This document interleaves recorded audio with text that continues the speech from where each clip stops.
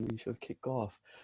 So you're all very welcome to week 2 of Rise. So last week we looked at that foundational skill of creating awareness. And today, week 2, we're going to look at the next step of being able to rise to meet anything that life has to offer you, good, bad, or indifferent. And that's the whole idea of resourcing yourself with tools and the ability to manage yourself in a moment to rise and meet anything that life is offering you at that time. So I guess for me, from my side, what I'd love to do is I'd love to offer you 3 what I call resource tools to put into your resource toolbox. So I'm just going to share them with you. I've transitioned from Wicklow to Dublin after 12 or 13 weeks living with my at home with mum and dad, my housemates. So I've certainly been drawing on these tools a lot during the week, and I might even just share a little bit about that experience. So that's what I'll do in the first, say, 15 minutes or so. And then, Barry, do you want to just give people a very brief sense of what you'd like to do in the time as well, please? Sure. Yeah. Very brief. Linking what we spoke about last week into this idea of resourcing ourselves, and I really like the idea of not having to wildly change your life. There are subtle little things, tweaks we can make that can make a really big difference. So just very simply, that's what I'll be. And then it just links that it's like awareness and then resourcing ourselves. Then next week it will be meeting challenges. So it just kind of, the flow of it makes sense, hopefully. Fantastic, Barry. Thank you very much. And yeah, you're right. Like, as we next week we'll talk about looking at challenges, and like what we would say is like today is about how you equip yourself to meet and deal with those challenges. So as always, Barry, feel free to drop in as I'm chatting about these 3 tools like that I want to share with people. But I won't major too much on the toolbox, but essentially, like, almost like I'd love you to almost imagine that you have this resource toolbox that you have within your person, right, that you can call and you can open it up. And today we're going to place 3 tools into this resource toolbox that you can take out and draw on at any stage to respond to what's happening in life, good, bad, or indifferent. So the three tools are safety, satisfaction, and connection. So I'm going to offer you 3 tools around, 1 around safety, 1 around satisfaction, and 1 around connection. So starting with safety, and for those who were in the first series that Barry and I did, Walking Together Through Mud, some of this may sound familiar. I guess the primary difference, really what I say is, I guess we're packaging it together now, we're putting a context on it, whereas like in the previous series, we'd have just talked about them in isolation. So I hope you'll see that this is different in terms of that there's a context behind the role that each play. So for safety, the best way sometimes to look at safety is for me is to try and create a metaphor for life. So I'd like you just for a moment to imagine you as a boat and life being like a journey in the sea. And in particularly, I want to draw on a certain scenario using this metaphor for life. And it's particularly when the waters are challenging, when the wind is up, when conditions are stormy. Okay. And you are that boat in life in those conditions. And just to sit with that and just that feeling of like, oh gosh, it's so unsettled here. Like, the wind it's driving at me. It's really difficult to be here. And how helpful sometimes sometimes I can almost feel myself saying, how can I find a spot of safety here? How can I create a positive place for myself? So imagine you're in the boat, like, and those conditions are all there. And in the corner of the boat, amidst this rockiness, this turbulence, you see an anchor. And you say to yourself, oh, hold on a second. I'm going to put down the anchor here. So you place the anchor out in the sea. And all of a sudden, you get this sense of groundedness because of what the anchor is doing for you. It's making it feel more settled. It's making you feel more safe in where you are. And in doing so, it's allowing you to actually poise and take a pause in this moment, because now you have the anchor down. And in doing so, you can actually see that in the distance, there's some blue skies further away at the moment. They're not here, but you can see them. And in doing so now, you can actually almost see too, actually, if I channel the direction of the boat a certain way, I might catch a wind that might bring me a bit closer. So this anchor here has allowed you this space to create this type of, I guess, one, safety, and in doing so, ability to rationalize where you are. So then the piece is, how do we create that sense of safety every day? What resource can we draw on? What can be that metaphorical anchor for us? The answer I'm going to offer is your breath. So often when we get that tricky conditions, our breath can become short and shallow. And perhaps, like Barry, you maybe can touch on like maybe the fight or flight mode, but quite often like our breath, it can contract and become short. So just by taking some restorative, clear, clean breaths, it can become that sense of safety for us. It can allow that sense of grounding in where we are. Yes, it's challenging, but it can perhaps offer us the possibility to say, yes, this is challenging, but I'm okay, I'm safe here, and this too shall pass. So the first resource tool that I want to offer you around safety, and it is your breath. And it's simply drawing on your breath in that way. And here's what I'd like to do. Sometimes it's better to feel this. So could I just ask you just to close your eyes just for a moment? Okay, like Barry will do something more significant around grounding practice, but just close your eyes for a moment. And I'd like you just to be with me for 5 breaths, just sitting with these breaths.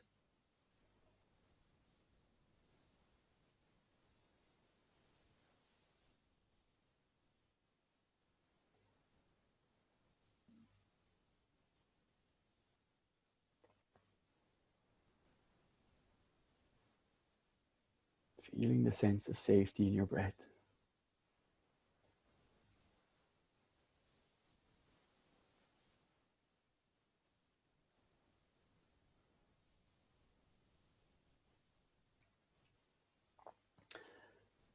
And if you open your eyes again to the extent that they were closed, like that's your anchor.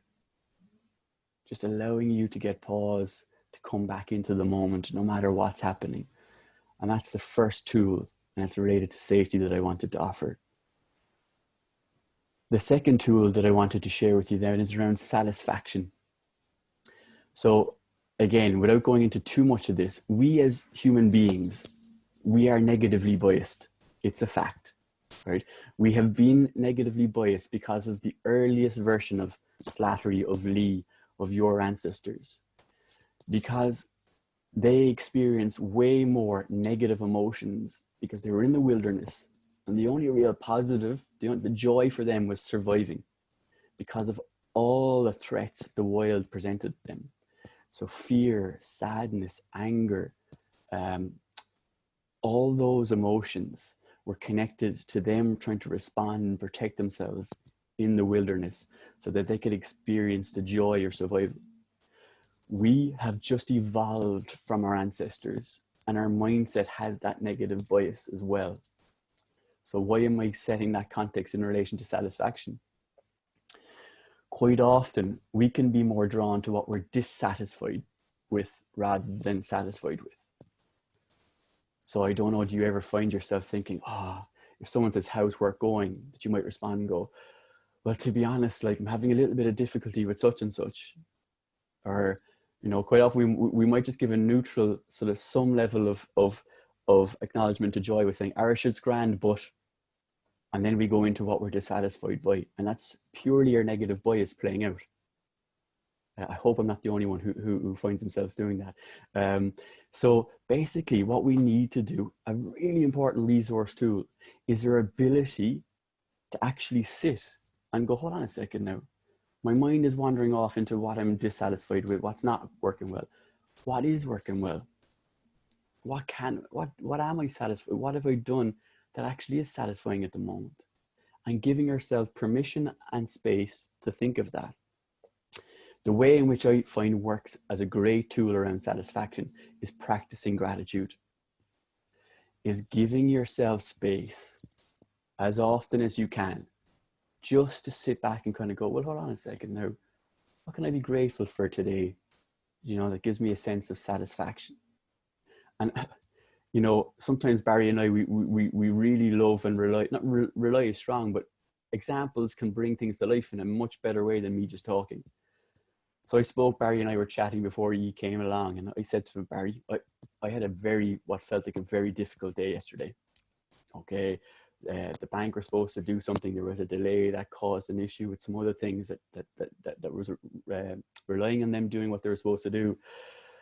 I had to cycle across to Ballyfermot to try and collect an Ethernet cable, and I wasn't sure if that was going to be possible. And then that might have meant that the quality of the connection with you today would have been jeopardized. All these things were happening.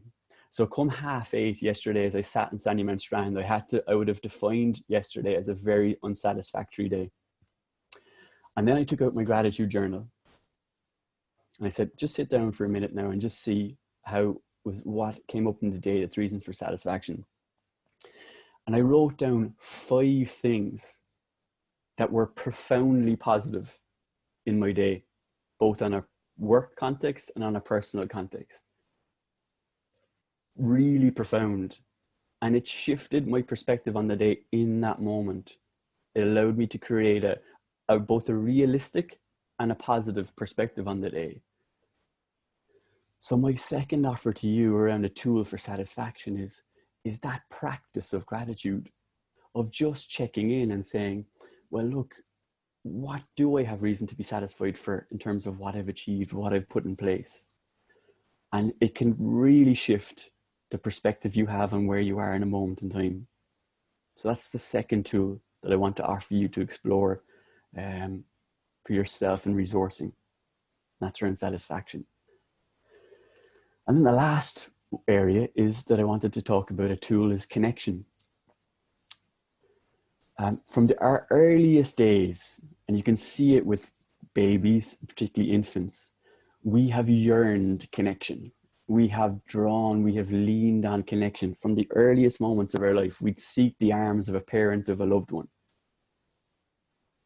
You know, and we do that for the comfort, we do that for the love, the warmth that it brings. You know, in Buddhism, they talk about the inner child and that it never leaves us. And nor really does that yearning and that sense and want of connection, because it will always, through our life, give us those feelings of love, of warmth, of comfort. And again, in trying to rise up to meet things that happen in life, that's a very, very powerful tool to draw on. It's no surprise that in the field of resilience, and I mentioned this in our previous series, that you hear people like Carol Pemberton, a force in the UK around resilience, talking about connection being one of the 4 key areas she sees people need to practice to be resilient. So I guess for me, the third offer around connection is how well can we leverage our relationships to get that sense of connection? So how much and how often can we lean on the relationships that we have for love, for warmth, for fun, to allow us to dust off what we brought in to that interaction, and for advice and how to deal with things. So my offer to you around connection is how disciplined and committed can you be to tap into that sense of connection. Barry, would I have 2 to 3 minutes more? Can I? Go for it. Yeah, by all means. Okay. Yeah, I'm enjoying listening to you. So all right. Go for it. Spot on sound. Thank you. So that's something I'd love you to do, but I want to offer you something simple and that doesn't require reaching out to anyone, and yet you can still experience this connection. It's something over the last 13 weeks down on the little beach by Wicklow Town Pier I did every morning in the water, by just lying back and closing my eyes. But I'd like you just to sit back and close your eyes just for a moment. I just want to share with you a very brief exercise around how you can tap into connection without actually needing to pick up a phone, without actually needing to go and speak to someone. So if I could just ask you to really pause, to reconnect with your body, to reconnect with your breath,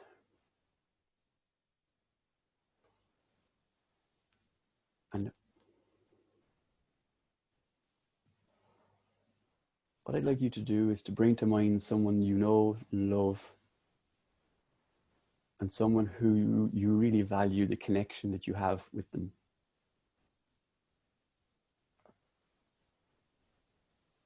And just to see them in front of you.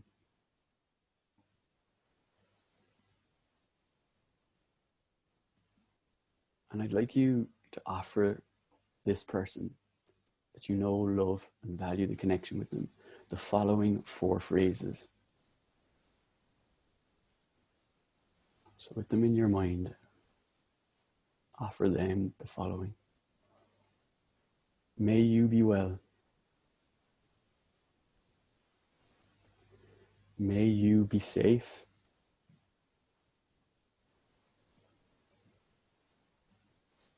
May you be peaceful.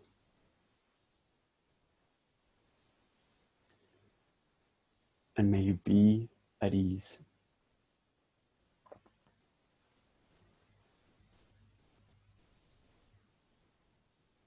Now, sitting with them still in mind, I want you to offer them and yourself the following 4 phrases. May we be well.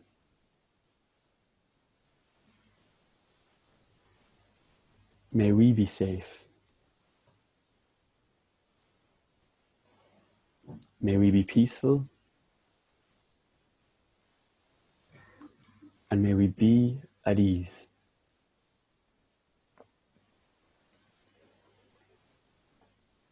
And lastly, I'd like you just to drop the image of them for a moment and offer yourself the following 4 phrases and connect to yourself, the most important person you can connect to. May I be well. May I be safe. May I be peaceful. May I be at ease.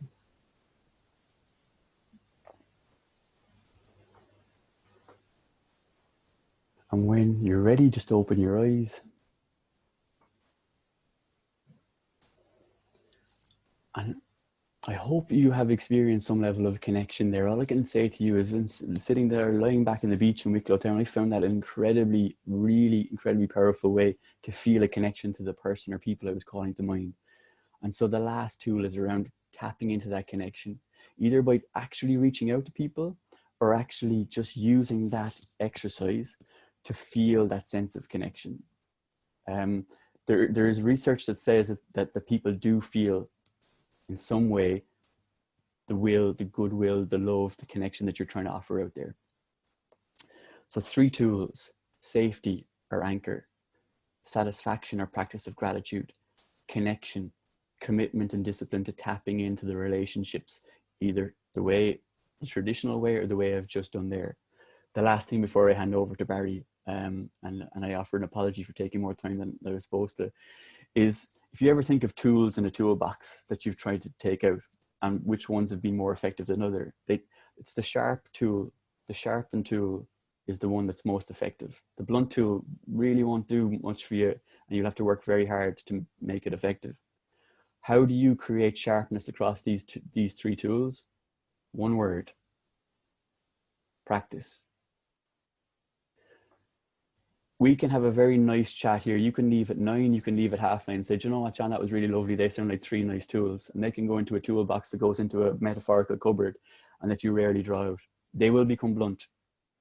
And if you draw on them infrequently, I'll just hold my hands up and say they may have some sort of diluted impact. If you want these to have a place in your life for you to rise up to meet everything, then I really encourage you to practice as often as you can. I'm going to pause. Barry Lee, I'm sorry. Don't be sorry. No, it's lovely. I owe you 5 minutes at least, and we'll rebalance that next week. Don't be silly. No, that was lovely.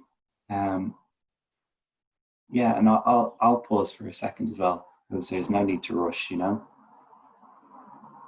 and there's no need to throw loads of information in here on top of what's already been shared. Like, those are 3 really helpful basic needs: safety, satisfaction, and connection. And maybe the best thing that I could do is link those link those back to what we spoke about in the first session when we were speaking about awareness and mindfulness. And there's this tendency we all have to not really pay attention to the present moment. It's the default mode. And when it's active, we're thinking about the future, we're thinking about the past, constructing the sense of self, imagining myself in this scenario or that scenario, and in the context of everything, anticipating problems. Because going into what John was saying, we're wired to prioritize survival over quality of life. So that's just in the hardware. And maybe what I could do when we're practicing mindfulness, it's the etymology of the word is remembering. Sati, it means to remember. And it's these moments of being completely lost in habit and then having a moment of awareness and being able to come back. Like even right now, you can go, oh yeah, this moment, I feel myself sitting here, feel the weight of my body, can feel myself breathing. We actually are all, hopefully, can see most of you, we're safe right now, but you disregard it because we're busy thinking about what's next. And I might just share one or two little stories just from my own experience, where I didn't have to change very much, but it's just this awareness of realizing where my mind was wandering to had a huge effect. And it was around the time when I was first learning about this. This is like 13, 14 years ago, and I was working as a solicitor, and real busy job, late nights, quite stressful, confrontational. And there's two little things that happened. I worked near one of the nice parks in Dublin, and I used to always go out for a walk at lunchtime. And I remember meeting my sister, and we were going for the walk around this kind of nice park, and it was the summer. And she said to me, like, why are you going so quickly? She's smaller than I am, and she was nearly jogging to keep up. And I was out for my walk, and it was lunchtime, and it was like almost, I may as well have been on a treadmill. And I'd never any realization that this is what I generally do, even if I wasn't meeting my sister, who I really like, and that the opportunity for connection and everything is there. It's a lovely place in nature. But I was just, my head was down, and I was rushing from A to B, laps of the park, living in my head. If Elspeth wasn't there, I'd be thinking about, oh, you know, what happened during the day? What's next? What have I got to do? Occasionally texting, all these things. So it was the opportunity for a really nourishing experience, but because of just being on automatic pilot and rushing, I didn't take any of that in. It's just water through a sieve. And then that simple remembering, that realizing that's the habit here. And then the pausing, the slowing down, stopping even for a moment. And then attention sort of generally when we're in automatic pilot and planning and everything, it's very narrow. And then it can sort of open up for a moment. I can, take in this nice place, the sounds I hear, the leaves moving in the trees, a good friend beside me who I can have a nice chat with instead of just going, yeah, and rushing on. So it's a really simple, just the power of practice, of mindfulness, of remembering just to be here. And then there's the opportunity to savor some of this. So that's one example, just linking what John was saying into real life. And maybe another one, this was also really profound for me. So I used working in this job, and I'd get the bus home typically at night, relatively late. And I didn't know this at the time, but when I started to practice mindfulness, I started to notice where my mind was wandering to. So I was practicing this formally during the day, my mind wandering, I notice, and I come back. And then that filters into regular life. You start to realize where your mind wanders to.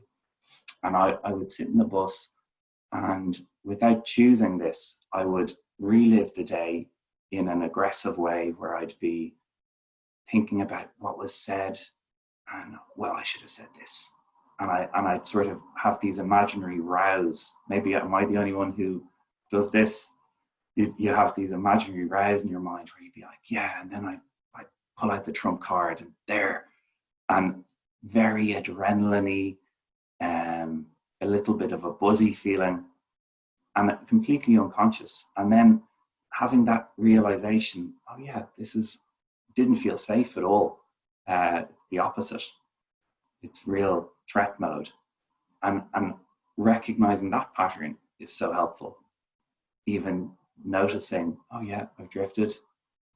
And then I can come back. And I didn't have to change my life at all. Nothing else. It's not like I had to, cut things out. But that walk in the park could be really nourishing, depending on how I approached it. And that commute home could also be like a lovely space to reflect conscious thought instead of mind wandering and conflict and all these things. Or read a nice book or listen to some music. And that those two simple things made a huge difference. Maybe, do I have one moment, John? Very briefly, it's worth it. Okay, yeah. When we're stressed, when we meet a challenge, we have all of these nourishing things. What you've described, the nice stuff in your life that you're going to prioritize. And there's a model in psychology called the exhaustion funnel. When we're stressed, the natural go-to thing we all do is we start cutting out something nourishing. I'm under pressure today. I won't meet my sister. I won't exercise. I don't have time. And the whole thing shrinks and shrinks and shrinks. Just useful. So because we're going to be meeting challenges next week, and it's when the pressure comes on, is that those are the times when we actually need to prioritize resourcing ourselves with these tools. That's a minute over time, John. Well, spot on. Very succinct, and it is simple. Everything that you described is so simple, and just using things that are happening in your day to check in. It's 9 a.m. So just want to pause and say, look, for those who have to leave, we're going to stay on for another half an hour, and we're going to get a chance maybe just do a little grounding practice around connecting to connection, satisfaction, and safety, and then have a little bit of a discussion. So if you can stay, fantastic. If you have to go, thank you for joining. The offer is to practice across those three things. How do you draw on your anchor? It's simply a breath. It can be done in moments. How can you tap into satisfaction? It might be 30 seconds to a minute at a point in a day to find reasons to be grateful and to be satisfied.